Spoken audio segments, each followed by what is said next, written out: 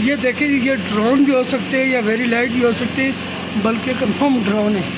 3 drone है ये इस वक्त इन्होंने छोड़े हुए इंडियन आर्मी की तरफ से, और इनको गिराने वाला भी कोई नहीं। अगर इनको किसी तरह गिराया जाए तो ये देखिए, ये रोशनी की गोले, ये इन्होंने पूरा नक्शा बनाया। और चौथा वो है, एक वो है सर, वो चौथा, और 5वां सर। ये 5 ड्रोन है सारे, 5 है सर, 5 ये ड्रोन है।